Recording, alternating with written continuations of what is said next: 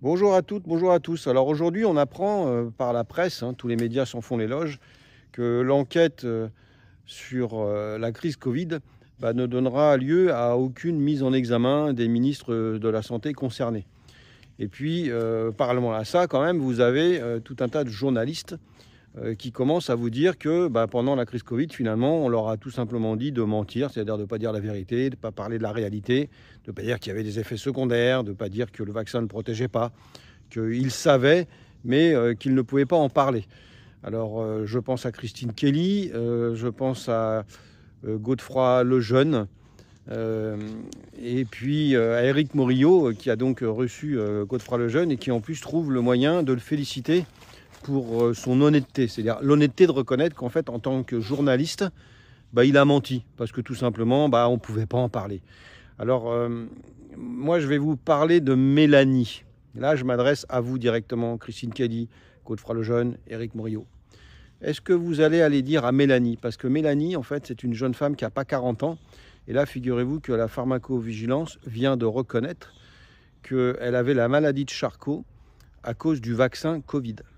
C'est-à-dire que peut-être que si vous aviez à l'époque fait votre travail de journaliste et que vous nous aviez informés en nous disant tout simplement attention, tout ce qu'on vous dit n'est pas vrai, ça ne protège pas, on ne connaît pas tous les effets secondaires, on ne sait pas exactement ce que vont faire ces vaccins, on n'y serait peut-être tout simplement pas allé parce qu'en fait, en notre âme et conscience, ayant été informés, on aurait pu décider pour notre propre corps.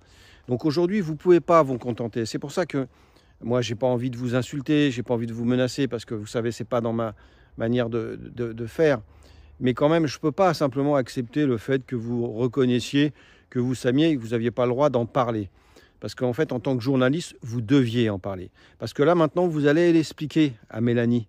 Parce que Mélanie, vous savez, elle a développé la maladie de Charcot à cause du vaccin Covid.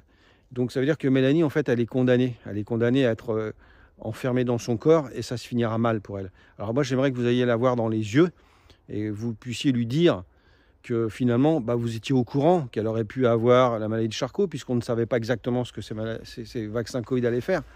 Et puis la regarder dans les yeux parce que voilà, vous ne pouvez pas vous contenter de penser ça.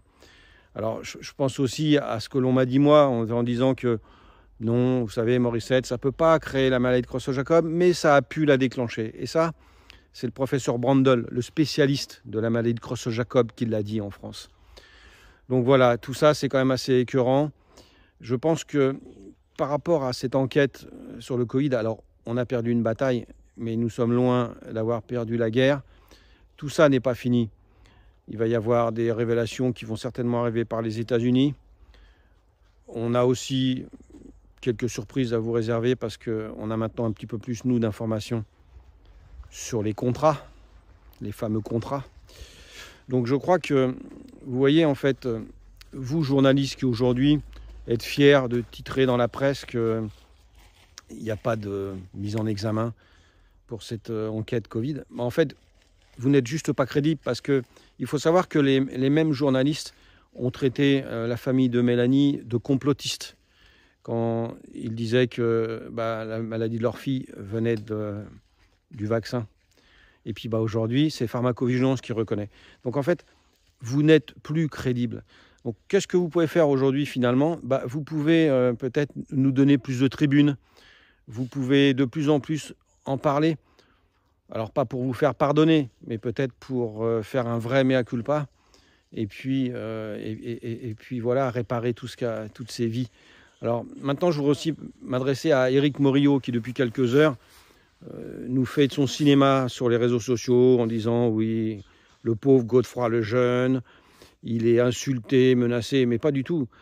Simplement, les gens sont juste complètement terrorisés, sont vraiment révoltés par le fait que des gens savaient et qu'ils n'ont pas dit les choses. Alors c'est vrai que toi, Éric Morillo, je te connais bien, on a passé des moments ensemble, on a cru que tu voulais nous aider. Ce qui t'intéressait le plus, ce sont les vues de tes vidéos, les vues de tes émissions. Je me rappelle quand même de la fois où tu as osé m'inviter dans un petit bout de ton émission et finalement tu m'as juste téléphoné pour me dire « Oh là là, ça a fait des vues ». Tu vois, toi en fait, ce qui t'importe, c'est les vues et nous, ce qui nous importe, ce sont les vies, voilà. C'est autre chose que des vues.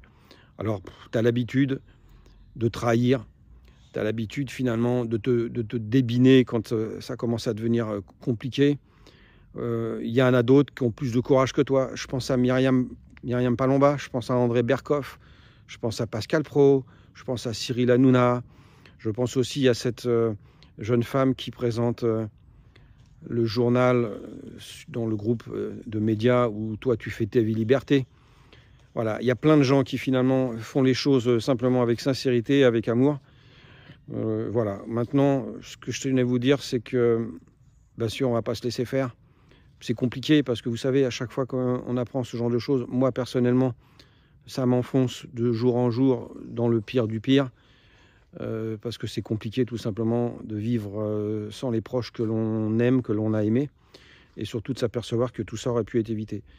Et puis alors, il y a un article, je vais terminer là-dessus, qui est paru dans France Bleu pour justement annoncer que la pharmacovigilance avait reconnu que Mélanie avait eu la maladie Charcot à cause du vaccin Covid. Et puis là, depuis quelques minutes, alors que je vous parle, bah, figurez-vous que cet article, il n'est plus disponible. Donc, qui a téléphoné? Qui a téléphoné? L'Élysée? Le ministère de la Santé, qui a téléphoné à France Bleu pour dire « Oh là là, attention, sur les réseaux sociaux, on parle de votre article, enlevez-le ». Mais de quel droit? Mais pour qui vous prenez-vous? La pharmacovigilance a reconnu. Pourquoi vous continuez de faire de la désinformation? C'est-à-dire qu'en fait, finalement, ce sont vous les complotistes. Ce sont vous les complotistes.